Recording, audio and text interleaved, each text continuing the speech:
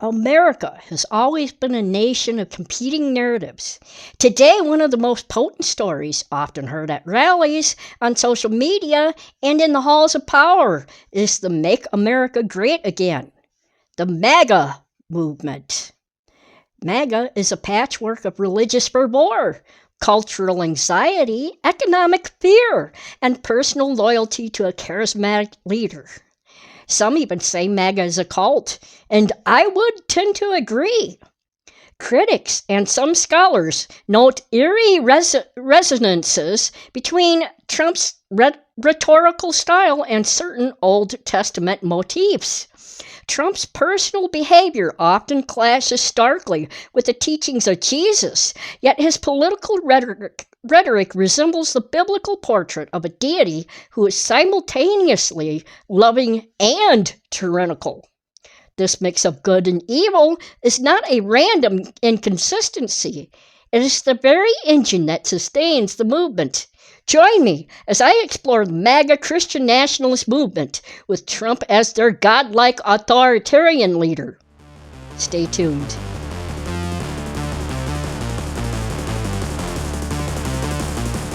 Welcome to Secular Strike Back. I'm Toothless Grin Kim. Since the day Donald Trump entered the White House for the second time, his administration has deployed tactics that echo the most intolerant chapters of modern history.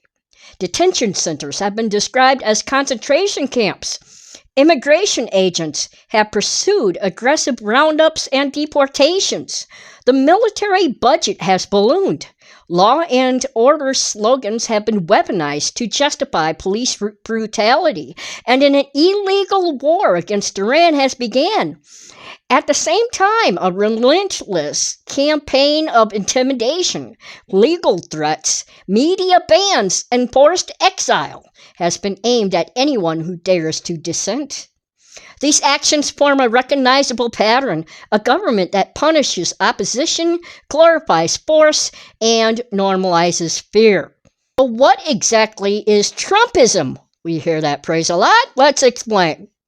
Trumpism is a brand of right-wing populism built around the slogan, Make America Great Again. It fuses three core ingredients: nationalist populism, a fierce America First stance that promises to protect jobs, tighten borders, and pull the United States out of global institutions, anti-establishment sentiment, a deep distrust of the media, academia, technocratic elites, and even the rule of law, cult-like loyalty, and almost religious devotion to the leader, reinforced by constant rallies, slogans, and a narrative of existential battle. Scholars trace its rise to communities left behind by deindustrialization, globalization, and rapid cultural change. For many white, working-class Americans, Trump became the voice of a forgotten grievance. Trump's communication strategy is deliberately vague. Phrases such as America First or Make America Great Again act as empty containers into which each supporter pours his own hopes and frustrations. The rhetoric leans on three pillars: xenophobia, portraying immigrants as threats to jobs and safety; Christian nationalism, invoking religious imagery to frame politics as a spiritual war; anti-establishment anger, casting the mainstream media and the swamp as enemies of the people. By keeping the slogans broad, the movement can absorb a wide range of personal grievances while still marching under a single banner. Who makes up MAGA? Christian nationalists, who are evangelicals who read the American flag as a sacred banner. Catholic and mainline Protestants persuaded that traditional values equal national security. They see cultural change as an existential threat to their faith identity. Anti-woke crusaders, activists who brand progressive ideas, racial justice, gender equity, climate action as assaults on Western civilization. They channel frustration over rapid social shifts into a defensive rally cry. Economic-driven voters. Working class and lower middle class citizens haunted by stagnant wages, rising rent, and the specter of automation. They cling to a promise that a single figure can restore prosperity. Although Trump has shown he's the exact opposite, they still loyal to him, still cling to the hope. Personal loyalists, individuals whose affection for Donald Trump eclipses party affiliation, ideology, or policy nuance. Loyalty becomes a personal identity, often passed down through families and social circles. These groups fuse grievance with populist devotion that can transform myth, such as baseless claims of election fraud, into a readiness to justify and even commit political violence. A handful of well-funded think tanks and billionaire patrons have supplied MAGA with a sophisticated ideological toolkit. Policy factories, such as the Claremont Institute, Heritage Foundation, etc., craft constitutional arguments for a unitary executive, framing any check on the president as treason. Meme cultivators, the so-called dark elf network surrounding the writer Curtis Yarvin, turn dense philosophy into shareable slogans, turning the internet into a recruitment ground. Narrative architects blend mythic American exceptionalism with the language of neo-fascism, marrying monopoly capital to the restless hopes of a lower middle class that feels left behind. The result is an agenda that masquerades as libertarian freedom while quietly reshaping the bureaucracy to serve a single charismatic authority. Evangelicalism is rarely a single thread. It is a tapestry woven from 5 scholarly strands, each pulling in a different direction. So there's MAGA Evangelicals, which is a blend of white Christian nationalism with hard right politics, treating the nation as a divine project. Neo-fundamentalists. These people guard biblical purity by championing policies such as abortion bans and strict gender roles. And another group is called Evangelicals, which are mega church entrepreneurs who chase personal revival and cultural relevance, often sidestepping explicit partisanship. And then there are your kingdom-oriented Christians, who live out the gospel in neighborhoods, partnering with local businesses and activists to fight poverty, racism, and climate change. And then there's your peace and justice evangelicals, who view social transformation as a spiritual mandate, aligning with progressive, democratic-leaning causes.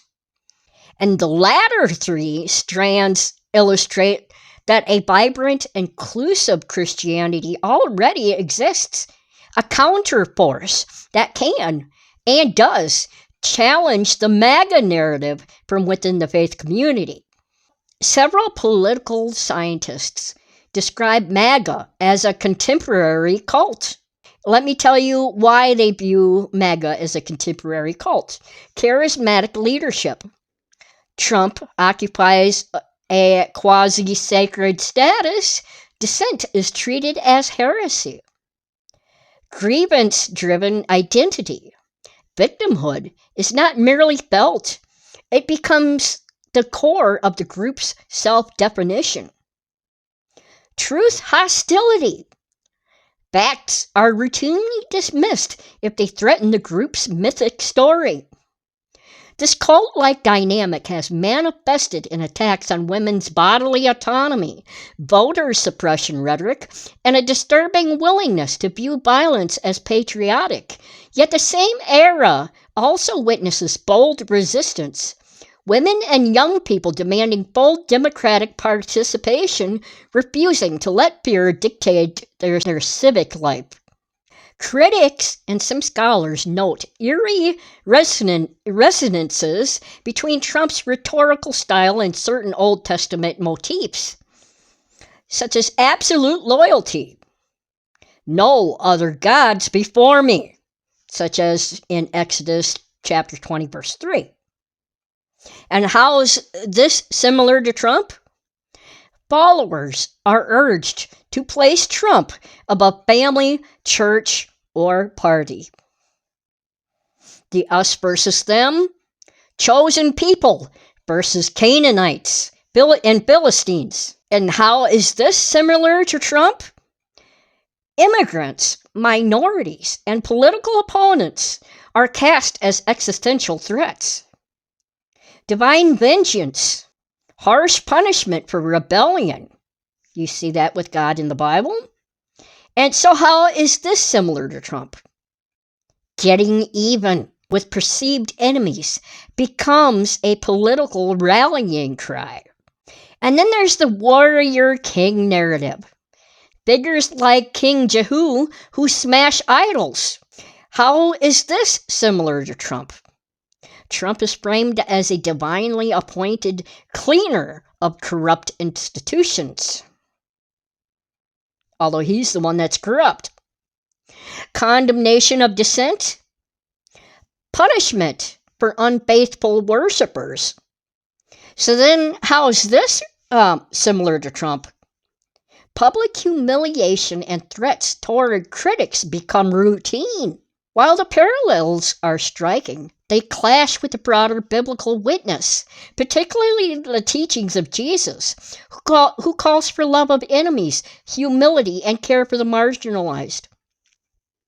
Recognizing this tension helps believers avoid conflating selective scripture with authoritarian politics.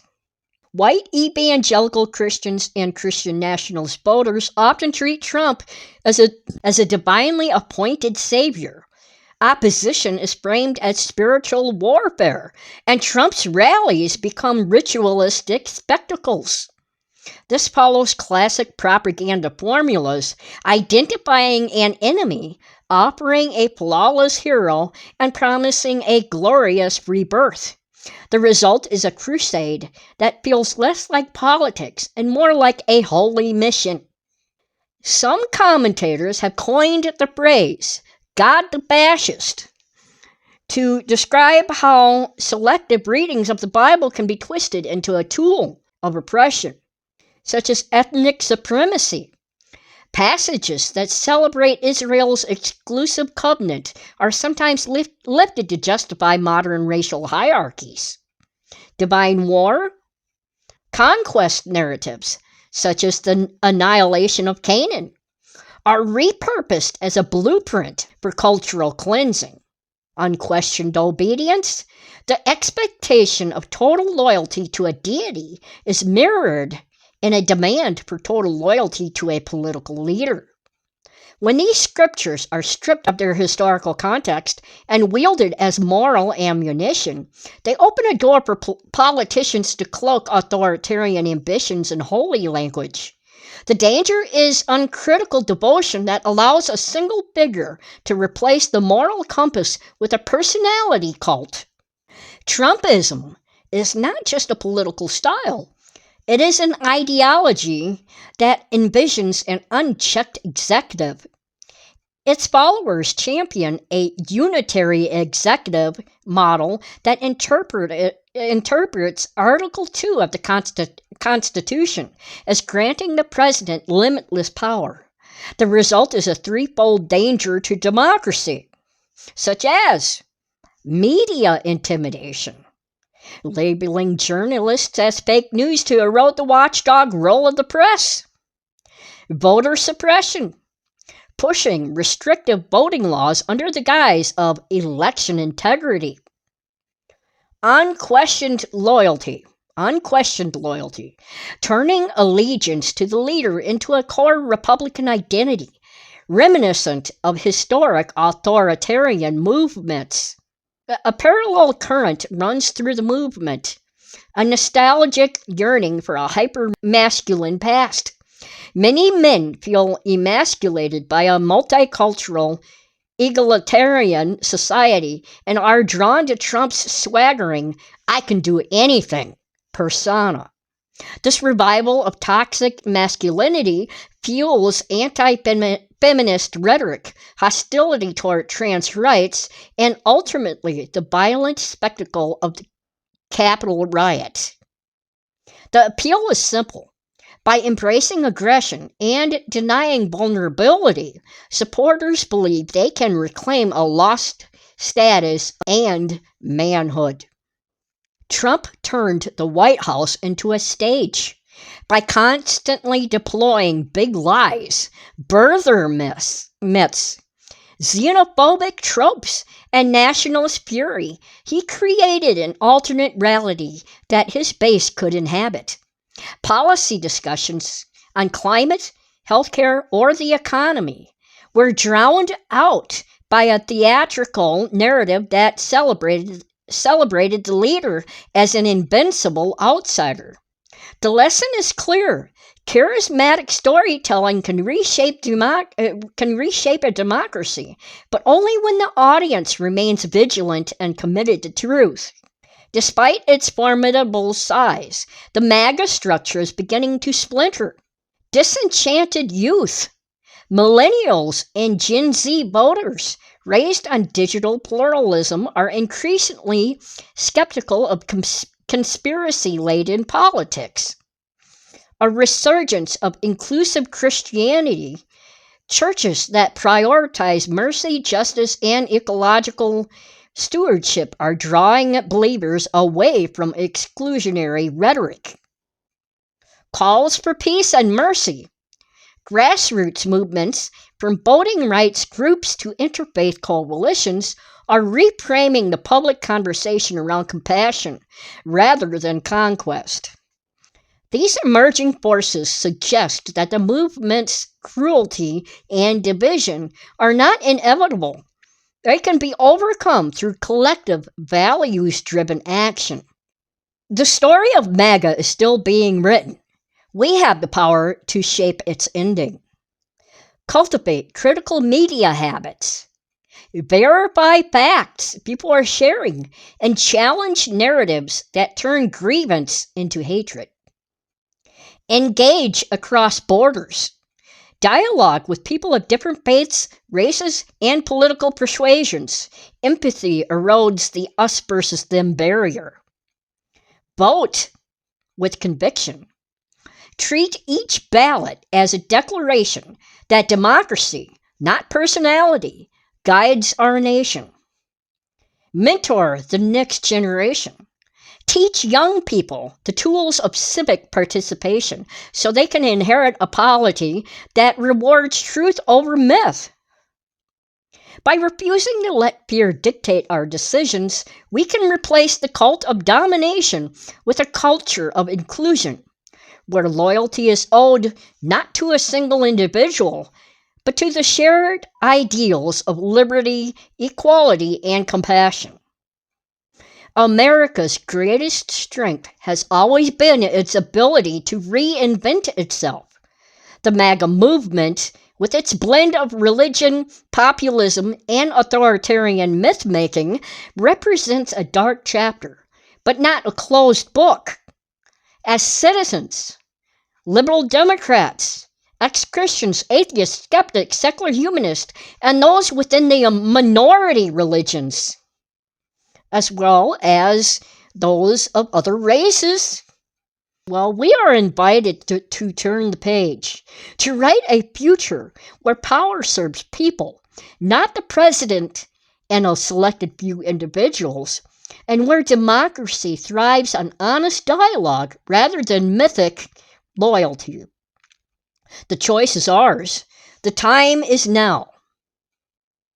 If you enjoyed this video, please like and subscribe if you haven't already, and be sure to share it with anyone you can. It really helps the algorithm to promote my videos to a bigger audience. I'd really thank you very much if you did. Also, if you enjoy this podcast and you live in the United States and would like to support it, please consider making a $3 monthly donation by going to my Patreon and becoming a member. The link is in the description below. And to watch more of my videos pertaining to Christian nationalism, please click on the playlist here. Thanks for watching, and I look forward to seeing you the next time.